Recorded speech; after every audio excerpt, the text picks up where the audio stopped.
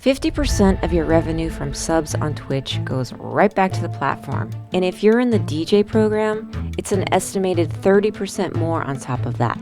So how can we get creative so that we can pocket more of that sweet hard-earned cash? In this video, I'll show you how to make more money on Twitch, especially as a DJ, using a little psychology, some creative extensions, and a few methods most DJs are sleeping on. And as always, I have used these personally, and they are Bush Fam certified.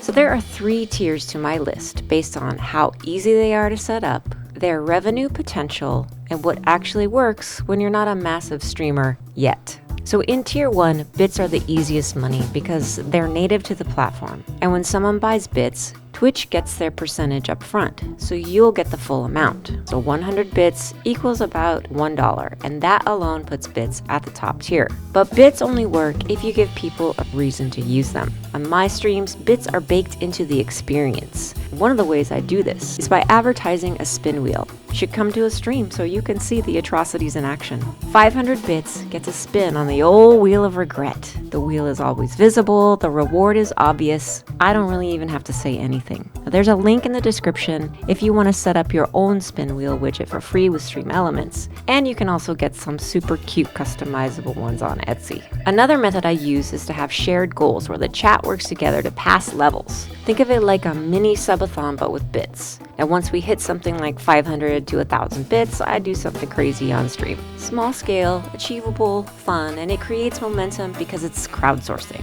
It works because people like progress. They like to see the bar move. They like being part of something together. And in this method, you're not asking for support, you're making it a game. So bits are tier 1 because they're fast to set up, there's an immediate payout, it's perfect for smaller streamers when you get your community behind you. In the same vein as bits, we have to talk about extensions. Extensions take the same bits you are already earning and they give people another reason to give. With extensions, you get a percentage of the bits, usually something like an 80-20 split. Tangia is my favorite example of controlled chaos. Viewers spend bits to have custom text-to-speech, sounds firing off, visuals popping up, and weird stuff interrupting the stream because as a teacher, I love interruptions. They even have a media share so viewers can share their shorts and TikToks for you to react to. And I know it sounds dangerous, but you still have full control with moderations. You get to decide what's allowed and what's funny and what crosses the line. Wait, there's a line in my stream? Tangia works because it gives people instant gratification and public visibility. They click, something happens, someone reacts, and that feedback loop is addictive in the best way. Again, the link will be down below.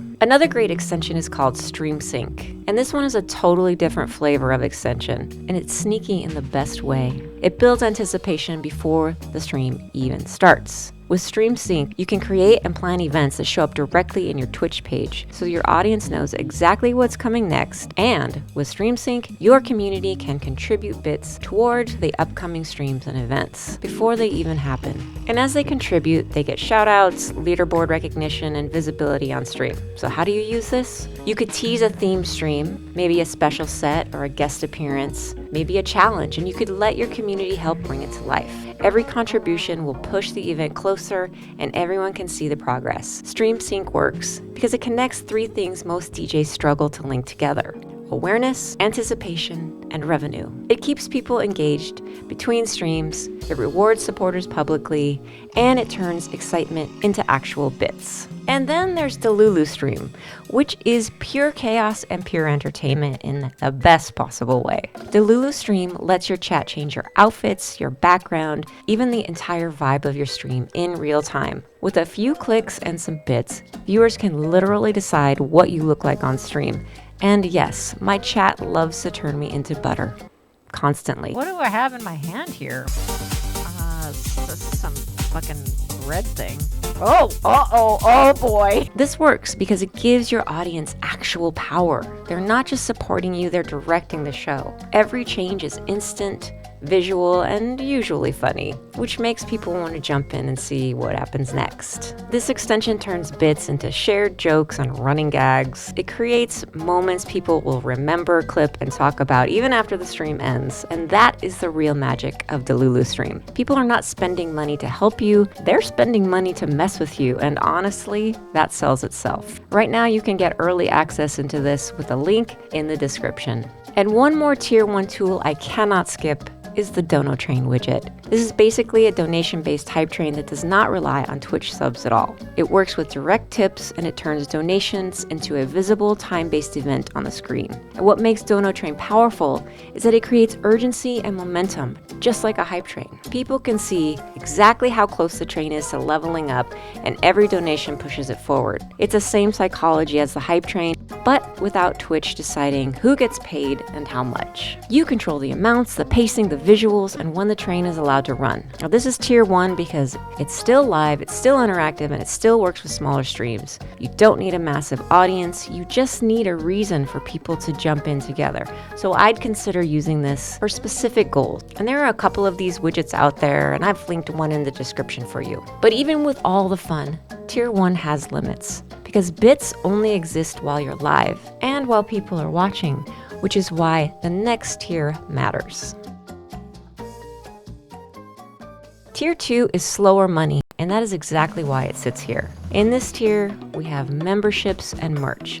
And these are not Tier 1 because they are not easy to set up and they do not sell themselves. You have to build them, explain them, and actually promote them. If you just drop a link and hope, nothing happens. Platforms like Fourth Wall and Patreon work best when people already know you, trust you, and want deeper access. This is loyalty money, not impulse money.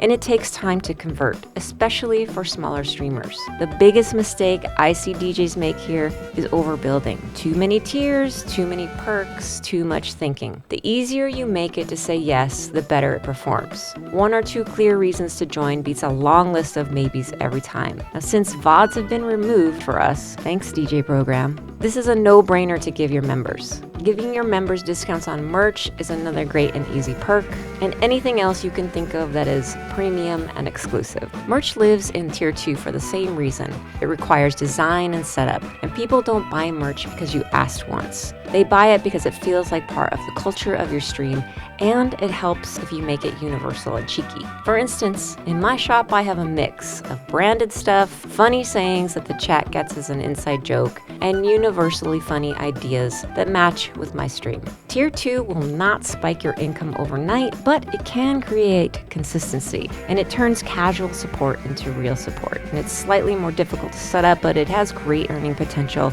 and anyone with a loyal community can do it. You don't need to be a huge streamer. Now, once you have a Tier 2 foundation, you can start playing a much bigger game, which brings us to the tier that actually changes your income ceiling.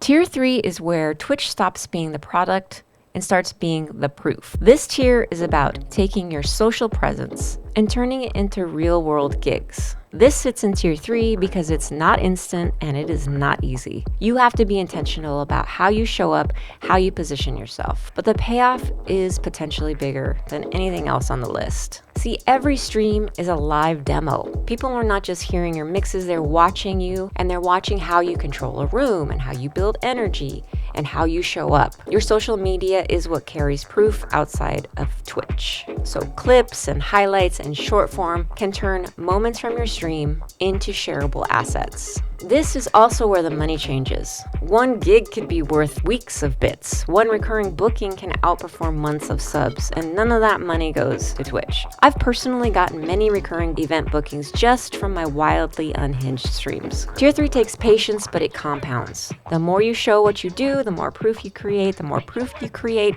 the easier it is to get booked. And once that flywheel starts, Twitch becomes the funnel and not the paycheck. And I think that's the shift most DJs never make. They are trying to get Twitch to pay them like a job instead of using it to build leverage. And if you're DJing on Twitch and also getting IRL gigs, but wonder if you're underpaid, go watch this next video where I'll show you how most DJs price themselves wrong and what to do instead.